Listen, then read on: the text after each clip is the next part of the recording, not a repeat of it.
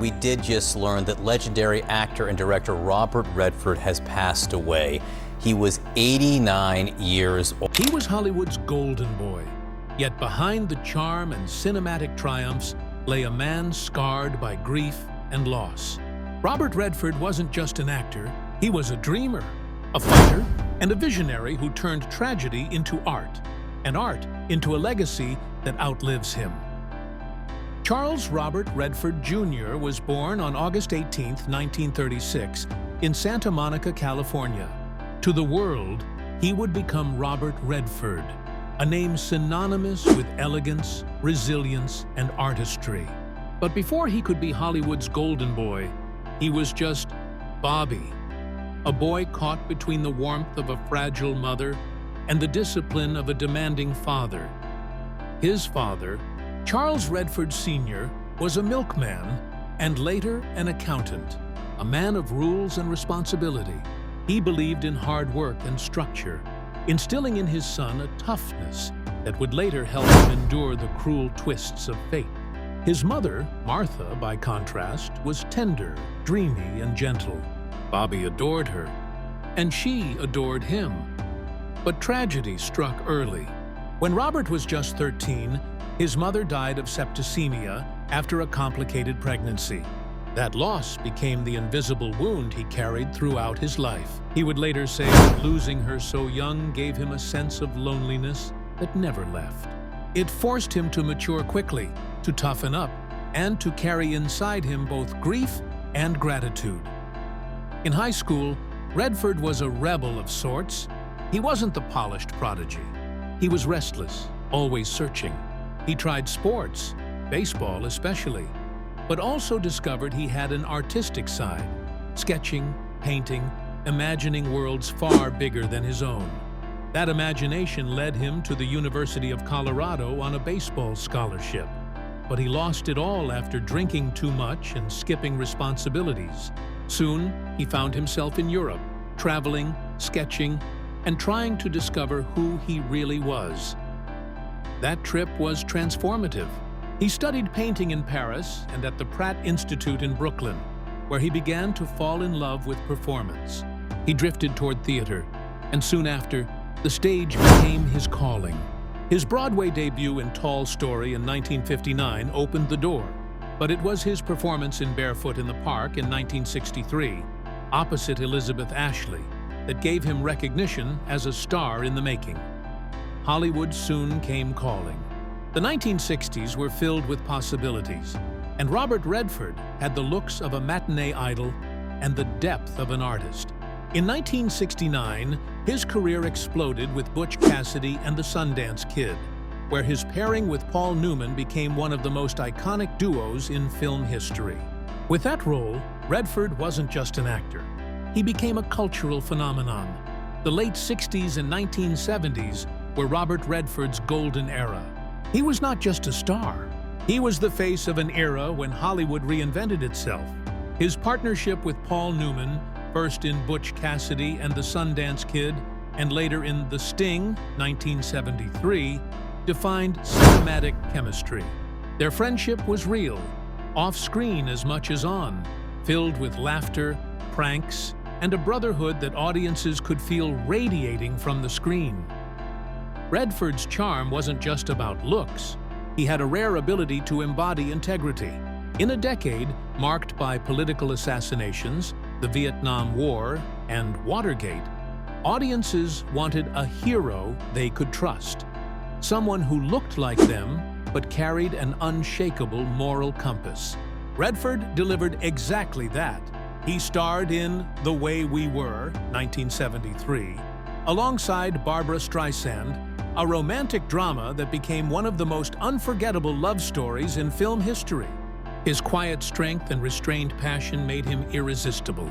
Then came All the President's Men, 1976, where he played journalist Bob Woodward, bringing to life a Watergate investigation that toppled a presidency.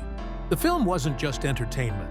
It was civic storytelling, a film that reminded America that truth mattered. By the end of the 1970s, Redford was the biggest star in the world. But he wasn't a shallow celebrity. he used his fame to bring attention to deeper issues. Even in films like 3 Days of the Condor, 1975, his characters reflected the anxieties of a nation unsure of whom to trust. Audiences adored him not just because he was handsome, but because he felt honest. He represented an ideal, a man who could play a romantic hero and also embody the voice of political conscience. He became, in many ways, America's mirror, reflecting both the hope and the unease of his time. By the 1980s, Robert Redford had nothing left to prove as an actor, but his restless spirit sought new expression. In 1980, he made his directorial debut with Ordinary People, a story about grief, silence, and fractured families. The film swept the Academy Awards, winning Best Picture and earning Redford an Oscar for Best Director. He had proven himself not only a star, but also a visionary storyteller. But perhaps his most lasting contribution came in 1981, when he founded the Sundance Institute in Utah. At a time when Hollywood was chasing blockbusters, Redford created a sanctuary for independent filmmakers, dreamers, outsiders, and voices that mainstream cinema ignored. Sundance Film Festival grew from a small gathering into the heartbeat of independent film. Directors like Quentin Tarantino, Reservoir Dogs, Steven Soderbergh, Sex, Lies, and Videotape, and Darren Aronofsky, Pi, owe their early breakthroughs to Sundance. For Redford, it wasn't about power or prestige. It was about giving others the chances he wished he had. He once said, "Independent film is where truth lives." Sundance became his way of making sure that truth had a stage. For all of Robert Redford's triumphs on screen, his personal life was marked by sorrow that no amount of fame could shield him from. In 1958, he married Lola Van Wagenen, a historian and activist, and together they began building a family. Their marriage lasted 27 years before ending in divorce in 1985. But within those decades of togetherness came both joy and unspeakable heartbreak. Their first child, Scott, was born in September 1959. But just 5 months later, tragedy struck when the infant died suddenly from sudden infant death syndrome. Redford rarely spoke about it publicly, but friends recalled the devastation it caused. The loss haunted him throughout his life, a reminder that even at the height of success, grief could pierce the strongest heart. The couple went on to have 3 more children, daughters Shauna and Amy, and a son, James, known affectionately as Jamie. Shauna struggled with health challenges, and Jamie faced his own long battle with liver disease, requiring 2 transplants in his 30s. Despite these hardships, Jamie followed in his father's footsteps, becoming a filmmaker and environmental activist. His documentaries explored social and ecological issues, echoing his father's values. Yet in 2020, at the age of 58, Jamie died after a fight with cancer, reopening old wounds of loss for Redford in his twilight years. For all the public saw of Redford, the charm, the golden smile, the aura of ageless strength, there was a man who knew mortality intimately. He once admitted that the string of losses in his life left scars he never tried to hide, because they shaped the man he became. His grief did not harden him, it deepened him, giving him a sensitivity that often surfaced in his work. Even his own body eventually reminded him of time's cruelty. In later years, Redford disclosed his battle with skin cancer, a condition born from decades of working outdoors under the sun he so loved. It was a sobering contrast to his youthful image as Hollywood's eternal golden boy. He carried the awareness of mortality not as a burden, but as a quiet truth, never running from it, never pretending it wasn't there. Through it all, Redford sought refuge in nature. His ranch in Sundance, Utah, wasn't just a home, it was his sanctuary. There he painted, rode horses, and spent long hours in solitude, far removed from the noise of Hollywood.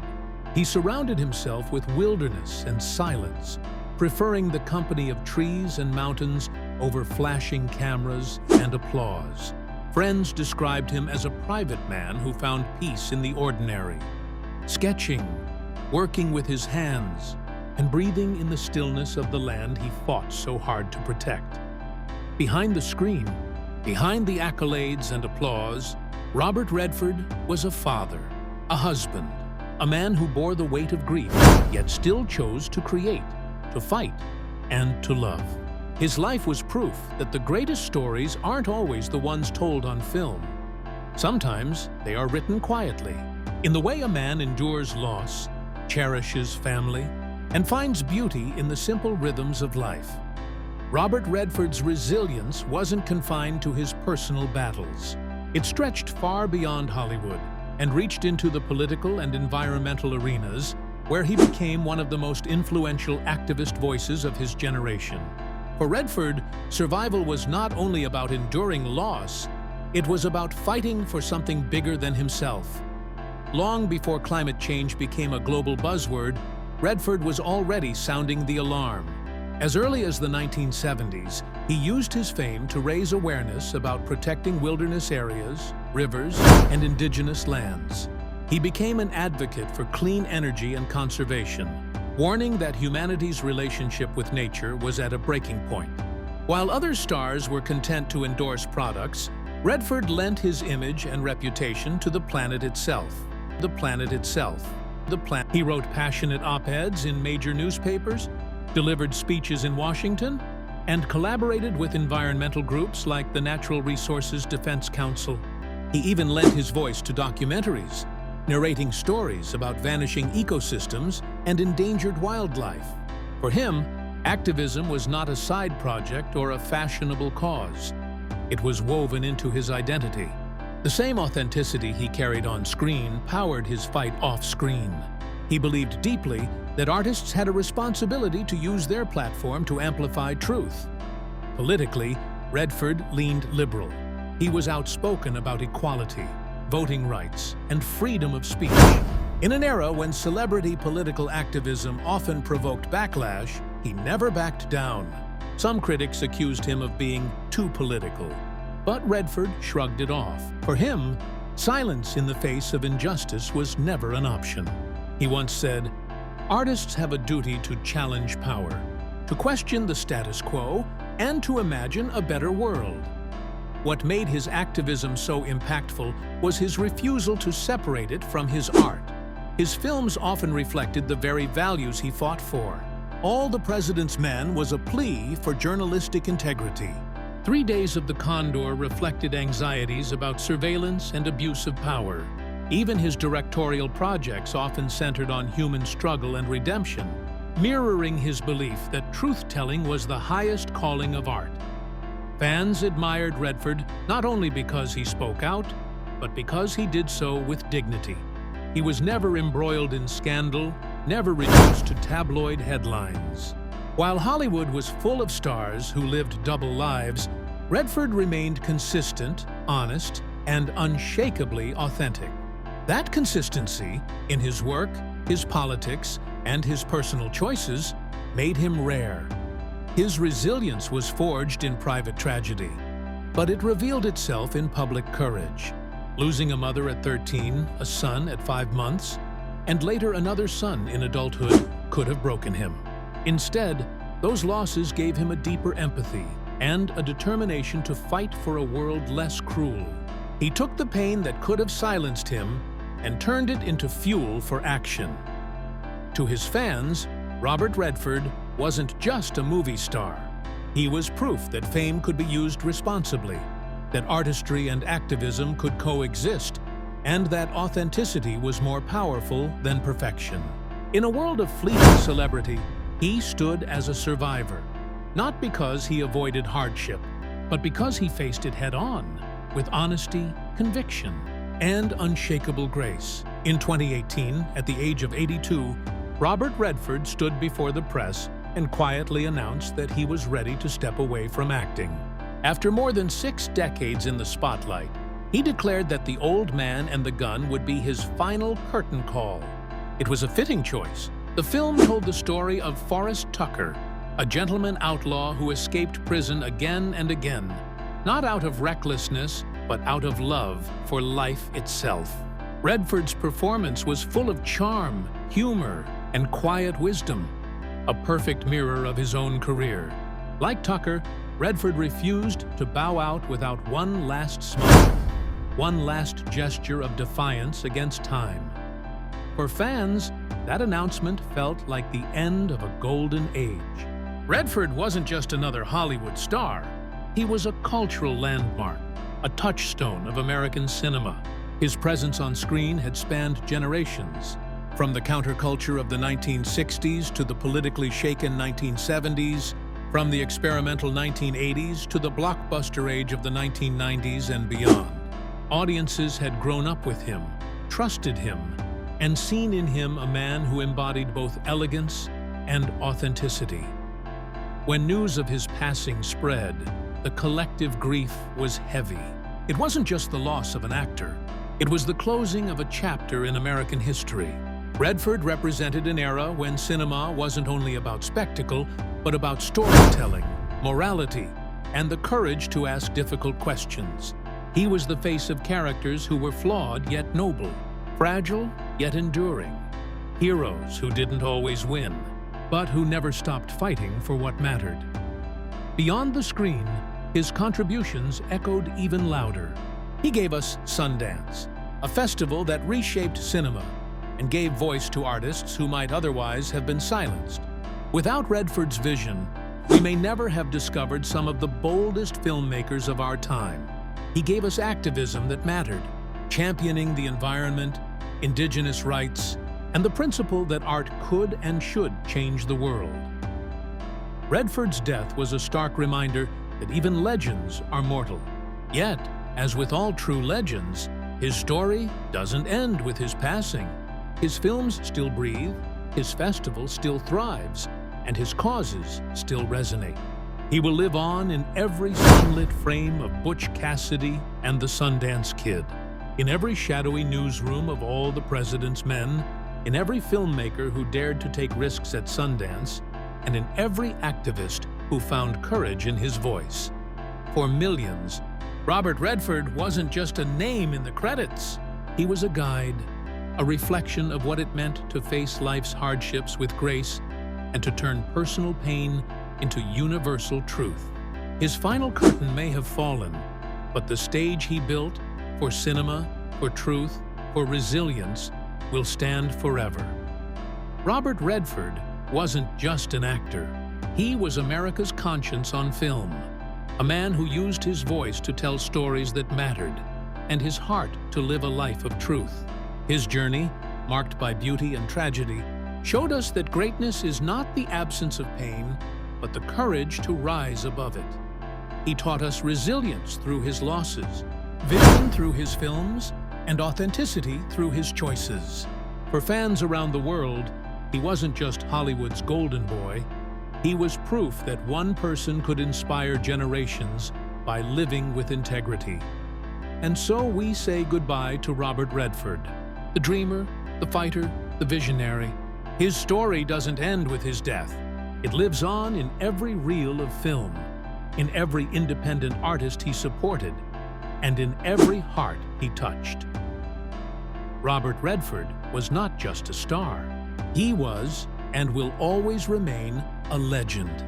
If this tribute to Robert Redford moved you, let's keep his legacy alive together. Share your favorite Redford film or memory in the comments. I'd love to hear what he meant to you. Don't forget to like this video, subscribe for more stories of legends, and share it with others who cherished him too. His story deserves to be remembered.